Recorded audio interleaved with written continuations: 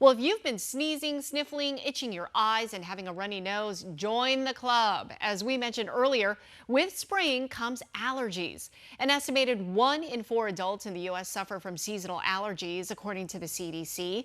And if you feel like it's really bad right now, well, you're right. Spring allergy seasons are starting about 20 days earlier than they used to, according to a study of pollen count data across North America from 1990 to 2018. So what do?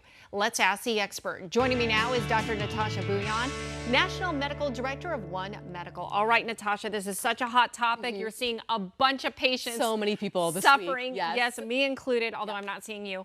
Let's talk about over-the-counter meds. There are so many. So how do you choose? It's overwhelming. And you know, most people, when they have allergies, the first thing they reach for is an oral antihistamine. Yes. And actually, the best medication to take is a nasal steroid. I thought The that. nasal steroid, it's number one. The reason why is it decreases that inflammation.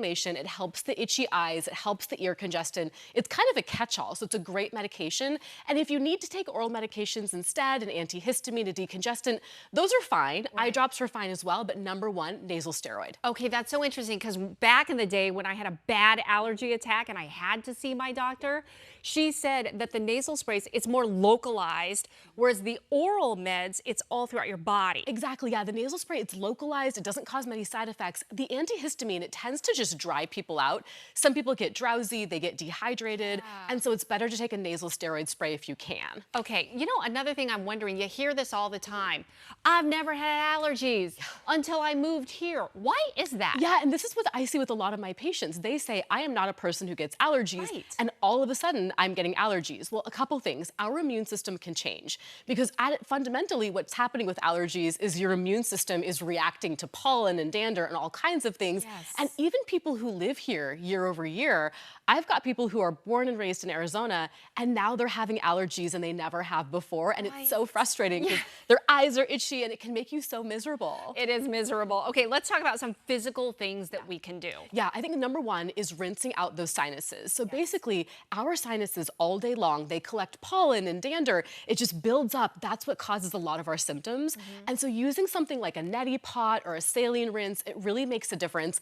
A lot of people don't love it, but taking it every single night, it's huge. Yeah. I think the other big thing is take spring cleaning seriously because our house, it traps pollen and dander and dust mites. And so vacuuming those rugs, changing those bed sheets every single week, even things like makeup brushes, if it's soft, it can trap pollen and allergies. So wash those makeup brushes every single day. Okay, I specifically highlighted makeup brushes because there are some, you know, I think, okay, clean the makeup brushes just, you know, because it gets icky. Yeah.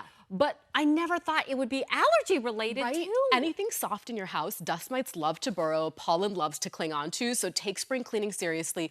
Change those HEPA filters in your house. Make sure that you have a HEPA filter. Change your AC filters every 3 months. And so it's really about keeping the house as clean as possible. Oh, I'm so glad you went over that. Okay, I want to go over the 4 allergy myths that I was searching online that I feel like a lot of people believe. Number 1, only take allergy meds after you have symptoms. Okay, that is a myth. And now here's the thing. The nasal steroid spray, it actually takes about 2 weeks to be really effective.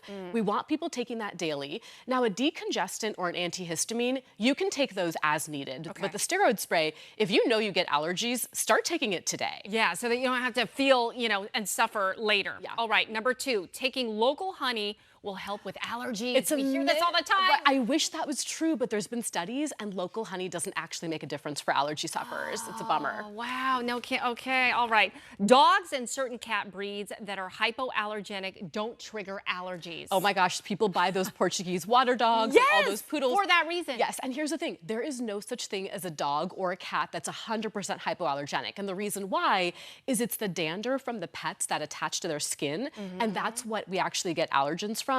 Now, there are some dogs that shed less, they have shorter fur, and it reduces the allergens, but you're never 100% allergy-free from that pet dander. Okay, and one last thing real quick. Flowers cause hay fever. That is a myth. So it's interesting. It's actually pollen that's airborne from grass and ragweed. That is actually what causes the allergies. Pollen in flowers tends to be heavier and stickier because that attracts insects and bees. But if you directly contact flower pollen, you can get allergies, but it's mostly not from flowers. It's from all that grass and ragweed all around us. Oh, such good information, Natasha. Thank you so much.